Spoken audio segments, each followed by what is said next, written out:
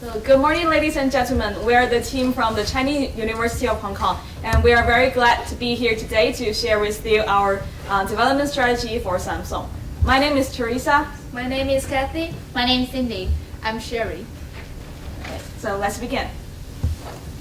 So we will firstly do a little bit introduction of the scenario about Samsung and also the outside market. Also, then we will identify the key question and come up with our strategy. We will also tell you the expected outcome of our strategy and then detailedly explain it. Finally, we will come up with our financial prospect.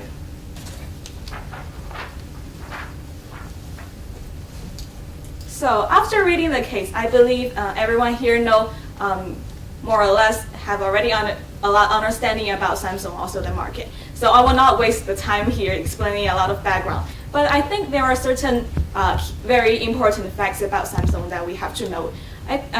Samsung, at the same time of being very famous for its premium product like the Galaxy series, Samsung at the same time they do offer a large variety of products. They offer product from the home appliance, screen displaying, and also some printer to tablets and smartphone. Its product may range from hair dryer to the most premium like the new Galaxy S4. But at the same time, Galaxy is only best at the technology intensive ones. And about the market, it is a very rapidly changing market. The company constantly needs new product that will keep being the market leader. Also, for the present like 5 or 10 years, we can see a lot of potential in the growth of smartphone market. But we can never say anything about what is going to happen after 10 years. Maybe the market is declining, and maybe we need to constantly find more new growth potential. Also, we identify a lot of demands in the emerging market because there are a large growing middle class with higher and higher revenue, but also there is a lot of competitors in those emerging market like China and yeah. So in this kind of rapid changing market, Samsung needs constantly, they need new innovation to keep being the market leader. But this kind of leadership, this kind of innovation, they do require a lot of financial report. So the question that we identify for Samsung is how to seek the balance of the two parts. Firstly, financial profitability, and then how to keep sustainability and be the market leader. So in the rest of the presentation, my team will represent you our strategy. So our strategy is divided into two parts. First, we want to catch the growing opportunity that is showing to us in the emerging markets, and we would like to further penetrate into the smartphone market of emerging markets. And secondly, is the highlight of our strategy today is that we want to conduct restructuring of our product portfolio. There is as I have mentioned before, there's a large variety, and only some of them offer high potential and high margin. So so we will do evaluation over our constant product lines, and we may drop those with low margin and low potential. Also, we will consider applying AI, which is artificial intelligence, onto the like home appliance and other devices that we offer. We will abandon those traditional ones and to change our product into more technology intensive. Also, we will invest more in R&D into conceptual products. What is meant by conceptual product? I think we may get an idea from some movies about life in future. Perhaps some smart refrigerator that can take your order and help you cook your food before you come home. And when it's empty, they may also take order automatically to the supermarket. Ideas like that can be many, and we believe that investing in those kind of conceptual products would give a lot of potential growth that would retain a lot of potential for future growth. And our expected outcome is first, of course, to have growth in sales. We estimated that we can attain 5 to 10% every year. And also, because we have dropped some low margin and low potential products, our gross margin will also be higher. And because we invested more into the conceptual products, we believe that this will save the potential for future growth. As I mentioned, the smartphone industry, they may decline or be matured in a few years, but investing in advance into other high technology areas will help us save the time and keep being the leader. So let me invite my teammate Kathy to further explain. Thank you, Teresa. Teresa has just told us something about our strategy, and let's come our first strategy, the further penetration into the emerging market. Why do we choose the emerging market? Because there appears to be a great market opportunity there. We know that the world is becoming flat, and actually hundreds of millions of Africans and Asians want to have their own mobile phones to communicate with the world. However, price becomes a blocking point for them. And right now, whoever can offer a mobile phone that is low price but with promising technology can absolutely win the emerging market share. So actually, this opportunity was not only observed by Samsung, it's only observed by lots of competitors in this market. And there are two main competitors there. First of all is the Huawei. Huawei is the fifth biggest mobile phone manufacturers in the world, and actually it is focused on the research and development a lot. And they have cooperation with lots of top telecommunication technology companies. And actually, besides all of those good points, they already have a history of penetrating their products into the rural areas of China. So experienced and high technology, they can be great competitors in this emerging market. And next is the ZTE.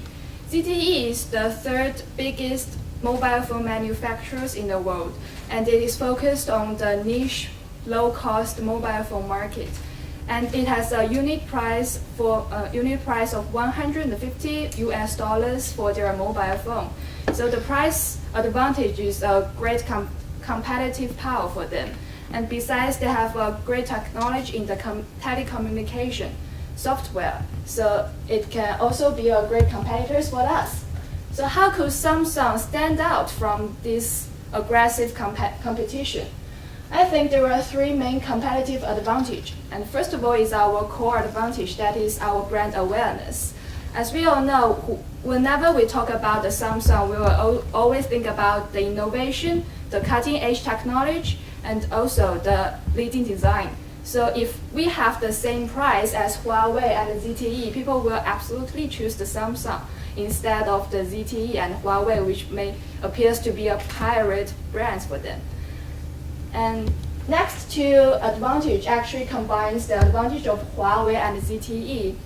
For the innovation part, we know that the Samsung Galaxy has a quite leading technology which can compete with the Apple. So we can use this existing technology into our low-end products, which can provide a quite promising technology for that. And next is the low cost and low price. We know that recently the Samsung has developed its cell-based manufacturing system, which has doubled their productivity. So that will provide a quite lower cost and which results in a lower price products for them. Therefore, to summarize this strategy, we can diversify the products of Samsung into the low-end products, which can lower the risk exposure of the entire company while generate a higher income for that. And next, my teammate Cindy will introduce our new growth opportunities for all of you. Thank you. My part is about restructuring the product portfolio. Currently, we know Samsung holds a broader diversified portfolio, including like semiconductor, HDTV, computers, printers, home appliances, MP3, mobile phones, etc. Some of them are very conventional products and they are not related to each other. So this would definitely dilute their R&D resources, human resources, and dilute the focus of the company. With so many product lines introduced altogether to the world, Samsung company is too heavy to squeeze out the other international players in the mobile phone market. So we think the company must go lean and drop out those cash cows with with low margins and little potential to go smart. So our strategy for future is to restructure its portfolio for products to integration artificial intelligence in the whole product lines to make smartphone, smart home products, smart office products. So in one word, it's the company should keep the go smart path. And observing the artificial intelligence trend in the electronic industry, we have already we have observed the popularity of smartphone in these years, and we have seen that people really like them. So we can foresee that we will have a very promising development space to develop like smart home products, smart office products, and in this way, the company can realize the sustainability developments. And our implementation plan is as follows. In short term, we suggest the company to evaluate its existing products to figure out that identify the cash cows with low margin and little potential to go smart, like hair dryer, beef shaver, rice cooker, some small and very conventional home appliance, and drop them out of the products to make this company more slim and to go further easier. In this way, we can defend our margin and we can better utilize those resources, reallocate them to those better places, such as supporting the promotion of penetrating the low-end mobile phone products into emerging markets. In medium term, we will allocate a part of R&D resources to develop and adjust the technology, the innovation technology that they have already applied on MP3 and mobile phones to expand this application into some other products like television to make them artificial intelligence, and then we reintroduce them to the market. They will no longer be a traditional television, but with high technology, artificial intelligence to give customers a totally different experience, just like when Apple introduced its first iPhone. And in the long term, as we can see now, smartphone is very popular in the market, but the market has already a lot of players and the competition is very fierce. And we can foresee that in 5 to 10 years, smartphone may become a very common good for people. Maybe everyone will have a smartphone, just like everyone have a television now. So this market may be mature and even decline in 5 to 10 years. If Samsung only focus on developing mobile phones, they may face a very big problem like in near future. The market will be mature, and how could they maintain their growth? So we think that by observing the artificial intelligence trend and electronization trend in the way modern people's life, people will not be satisfied with only smartphones, but they will also want to experience a more intellectual life in home, in office. So we think that it's a very promising industry, and currently it's a very niche market, and no leading party in this area. Though we have already got many creative ideas from movies or some short videos from different electronic companies, but actually not really a company could promote or introduce such a very introduce a product to our public. So since Samsung has already has a great experience in manufacturing home appliance, office products, and they have a very strong R&D support. They already successfully introduced a high-end technology smartphone like Galaxy series. So we think that it's totally possible for the company to integrate this technology into some home products, office products to make smart home series and smart office series. And Samsung can consider seizing this chance to be the leader in this industry, to act like what Apple did when they introduce iPhone to the public and be the leader of smartphone industry. So this will be a sustainable growth point for Samsung in the future. Yeah. And now I will introduce you our financial projections. I'm sorry, but this form is a bit too large. So first, from 2002, we have seen that the profit margin is only 11%. And based on our projection, in the first 2 years, we plan to drop the part of the division that is difficult to go smart, and the products that has low margin, we tend to drop them. For example, just as what Cindy has mentioned, hair dryers or ice cookers. Because drying these divisions will make the company slimmer, so it will reduce the administrative cost significantly. So you can see here, we predict the administrative cost will decrease for the coming 2 years to restore the margin. And since we also intend to penetrate into the emerging market with a lower cost phone, and especially target at the mid-end and the low-end smartphone market, so the sales in the short term will grow at a speed of about 10%. It's just based on our estimation. Yeah, you can see here, and this we expect there's a small decline in the profit margin in the next year, because since we will drop some product lines and the sales in the emerging market, it doesn't really keep up just within 1 year. So maybe the profit margin will decline for a short term. But in the long run, along with the development of smart home and office appliance, and also some conceptual products, just give you an example like the interactive table, which you can type on the table or like pick calls on the table, things like that, which you can see in some videos. With this new products, we expect the profit margin will grow to 13% in 2017.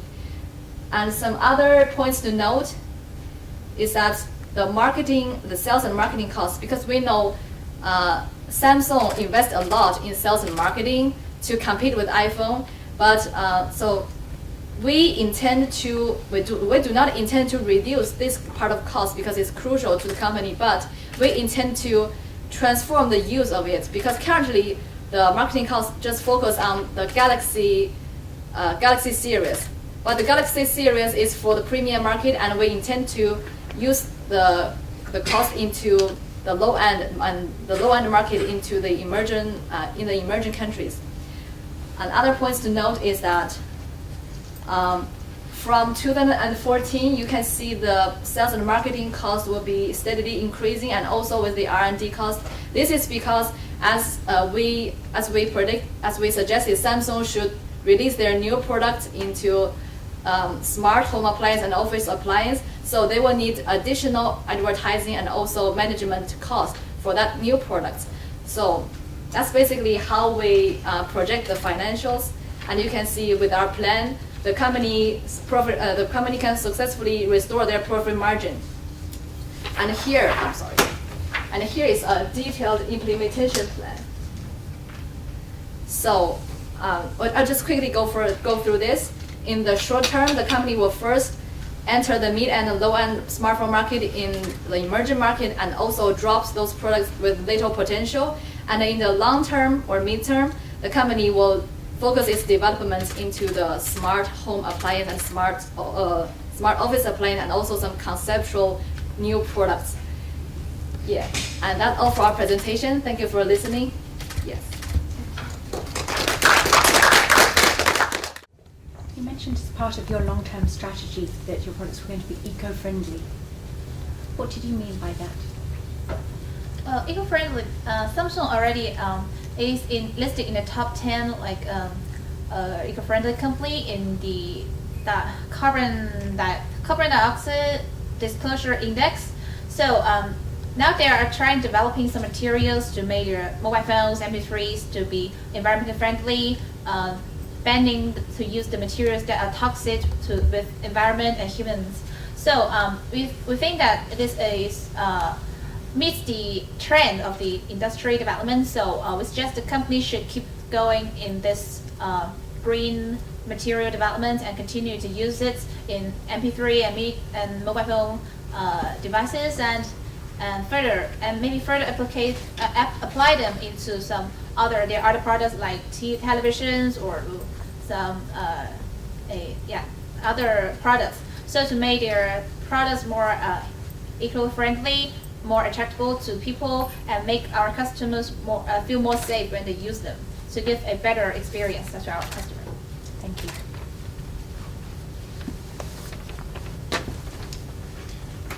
please elaborate further about the potential risks or threats that you've identified in relation to the proposed strategy? You mean the long-term strategy? Okay. We have already considered about the risk because it's though we have a very big picture of a future artificial intelligence life eventually, we will encounter many technology challenge when we try to develop this like artificial intelligence TV or artificial table, such big devices for people, not just only a small iPhone, a small smartphone. So in technology development, we encounter some problems, we encounter some challenges. So we did not manage to promote a whole series of home appliances to go artificial intelligence together, but we might focus on TV first to try, just like we focus on mobile phone currently. In medium term, maybe try to develop some smart home appliance. You may first to try to focus on only TVs, how to make them more convenient for people to use, to add some touch screens, to connect internet, yeah, to make them to make them artificial intelligence to add it is a ad hoc product. And one point to add, as you mentioned about the risk of developing those conceptual products, actually we have considered there are several risks maybe. The first is that whether the market will accept these conceptual products because it's relatively new and people may not accept it as it's just like the iPhone 1 is not well received by people. And the second risk is that whether we have go into the right direction, because according to a McKinsey report on the 10 influential technology that may change the whole world in the next 30 years, there are many technologies, for example, 3D printer and the object internet, and apparently Samsung cannot focus on all these potential technologies. The company can only focus on just some because with limited resources. So there is a risk that if the company chooses the wrong direction or choose the wrong technology to develop, maybe it will not get anything in return in the future. But the strategy to cope with this risk is that first for public's reception of this new technology, I think the business always has a responsibility or has the technique to educate customers educate customers to receive or to accept the new technology and new products. And for the second risk, which is whether the company go into the right direction or choose the right technology to advance, because it's written in the material that it's Samsung's practice that they always have 5 teams that work on maybe a same topic or same thing just to hedge the risk of maybe doing some technology error. So with this existing Samsung practice of hedging the risk in R&D, we think it's the risk of choosing the wrong technology is relatively low. It can be hedged. And one thing to add to that, we do not have time to explain deliberately, but our R&D into new technology is not only research on the technology, they also include market research. So it's not just completely we invest all our money into directly investing in new technology, so that may be facing a lot of risk of going into the wrong direction. But we still keep constantly invest on market research onto what direction the market will be going to.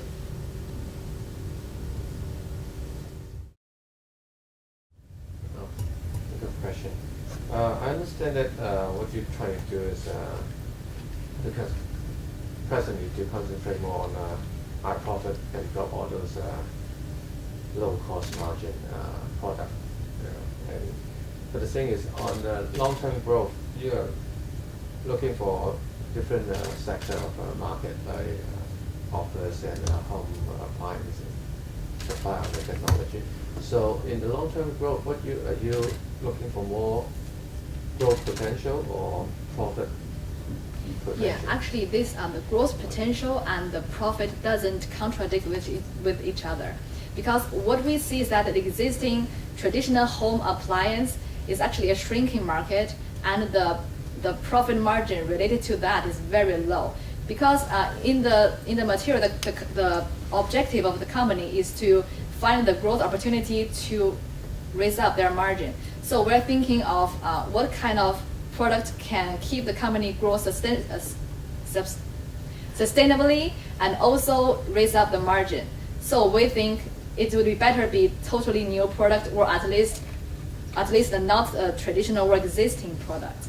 And the thing is, Samsung also, it's also feasible for Samsung, because Samsung itself is very good at producing the smart chips and semiconductors, which may be the core component of the high-tech gadgets, and just as what we proposed in our recommendation. So, yeah, we just treat the way for Samsung to restore its margin and also to grow to grow in the long term is to develop into the new product portfolio and to be the leader in the new product portfolio. I think our R&D long-term strategy is more like a way to face the risk of the market change. We do not just we are not willing to actively seek for transformation, but instead we are aware that there might be the mature and saturation of this smartphone market, and we are afraid of this risk. So we would like to invest in some new technology and to prepare ourselves into future potential transformation. And I want to emphasize our long-term strategy again. That is, there are 3 steps actually. First of all, we will restructuring our product lines. That we will simplify those products that will give us lower profit margin and to remain those high profit margins. So these kind of steps can simplify our products, and then we will move to intellectualize our product. And after doing some experiments and intellectualize those conventional products, and we will then move on to the conceptual products. So these kind of steps can make sure we will have a promising and sustainable growth for our products. Yeah. At one point is our long-term strategy is consistent with the growing path of Samsung company. It used to be a manufacturer for Japanese brands, so for manufacture those devices for Japan brands, and then they gradually develop their own brands, and from low end to now promote the Galaxy as to be a high-end, high-technology company, to be a world famous brand. So their path is to go smart, to apply more and more high technology. So I think if we in the future, when the smartphone market is mature, we can further transform our company into a company not only like just produce smartphones, but also other smart products in home, in office. So the path is consistent with their history. So I think it's feasible and practical. We were looking at particularly sort of managing this company and managing innovations in a downturn. What do you think are the specific issues that result from the downturn?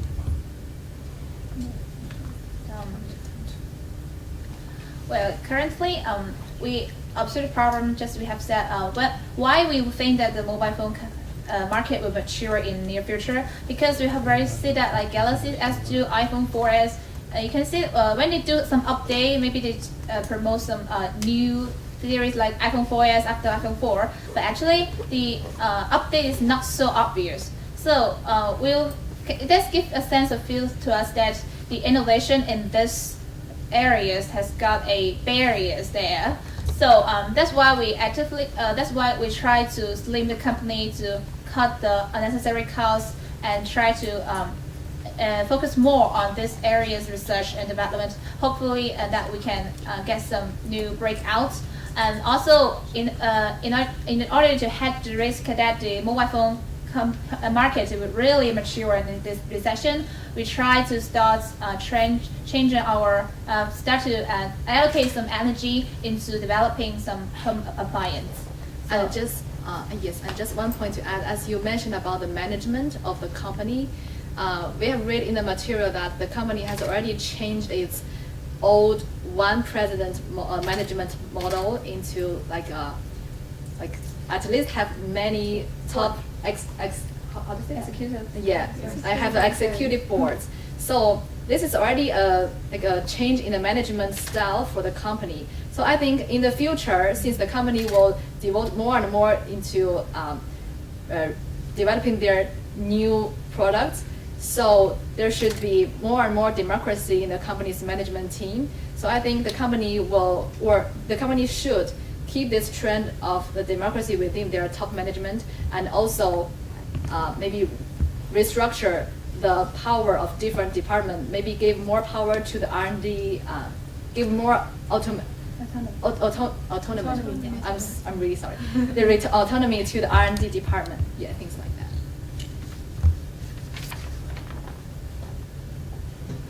One last question, please.